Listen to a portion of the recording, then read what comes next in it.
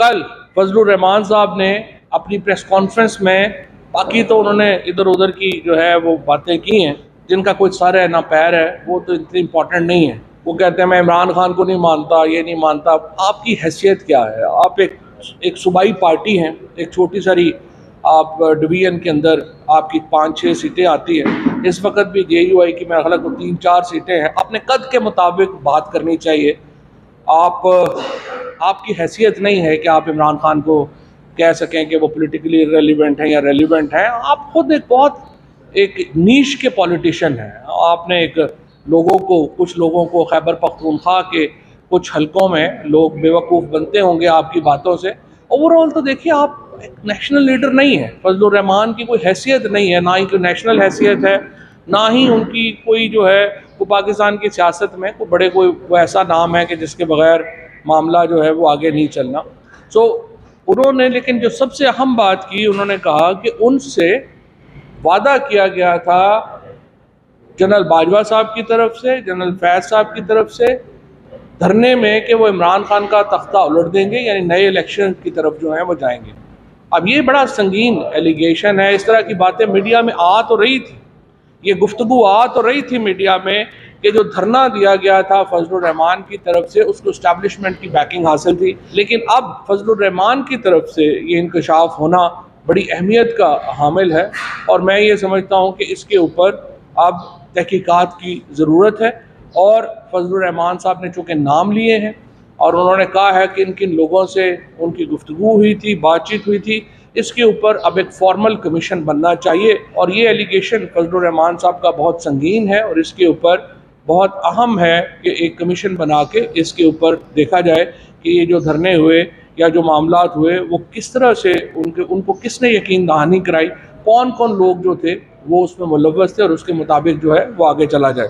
कल लाहौर में लॉयर्स की बहुत बड़ी, एक पाकिस्तान की जो सबसे जयद, सबसे बड़े जो लीगल ब्रेन्स हैं, जो कानूनी दिमाग हैं पाकिस्तान के, वो बैठे हैं। और उन्होंने जो पाकिस्तान के अंदर कॉन्स्टिट्यूशनल क्राइसिस है उसके ऊपर बड़ी तफसीली बातचीत की है। और उन तमाम का ये कंसेंसस है दो बातों के ऊपर। पहली बात ये है कि इलेक्शन होने ज़रूरी नहीं है, ये आइनी रिक्वायरमेंट है, इसके बगैर गुजारा ही नहीं है। और दूसरा ये कि सुप्रीम कोर्ट के अहकामात के ऊपर अमल दरामद होना लाजम है। ये दो बातें हैं जो कल के जो लीगल मूड है उससे निकली हैं, और चीफ जस्टिस पाकिस्तान के जो फैसले हैं उनके ऊपर अमल दरामद होना लाजम है।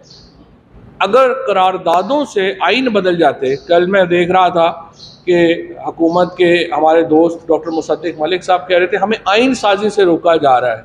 डॉक्टर साहब, आपको फ़र्क पता होना चाहिए आइन में तब्दीली कैसे होती है और करारदाद की क्या हैसियत है।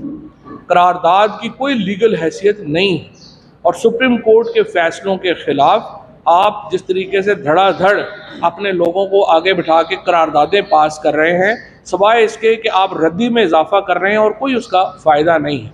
ये जो करारदादें हैं इनकी कोई कानूनी हैसियत नहीं है। सुप्रीम कोर्ट का फ़ैसला लीगली बाइंडिंग है, और इस वक्त पाकिस्तान के वकला, पाकिस्तान की आवाम और पाकिस्तान की genuine political leadership supreme court के फ़ैसलों के साथ खड़ी है, और इंशाअल्लाह ये फ़ैसले इम्प्लीमेंट होंगे।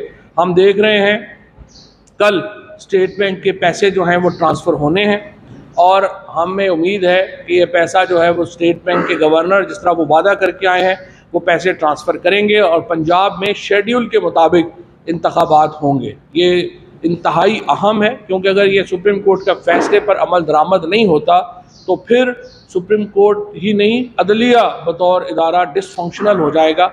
अभी भी हम देख रहे हैं कि एक बड़ी सिस्टमेटिक कैंपेन के ज़रिए जो अदलिया है उसको इर्रेलेवेंट करने की कोशिश जो है वो की जाती है। मसलन आप देखिए कि इस्लामाबाद हाई कोर्ट ने पहले हुक्म दिया कि यहाँ लोकल गवर्नमेंट इलेक्शन करवाए जाए, उनके ऊपर अमल दरामद नहीं हुआ। फिर उसके बाद आप देखते हैं हसान न्याजी, अली अमीन गंडापुर, इनकी ज़मानतें हुई और उस ज़मानतों के बावजूद इनको उठा के ले गए। फिर अली अमीन गंडापुर का इस्लामाबाद हाई कोर्ट ने हुक्म दिया कि इनको इस्लामाबाद की हदूद से बाहर ना ले जाया जाए, उनको उठा के भक्कर जो है वो ले गए।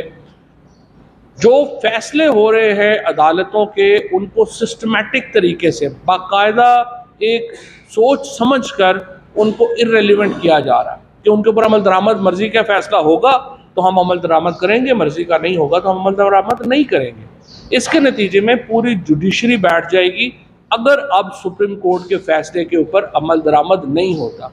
हम देख रहे हैं जजेस की फैमिलीज़ के ऊपर, जजेस के ऊपर जिस तरह से कैंपेन बनाई जाती है।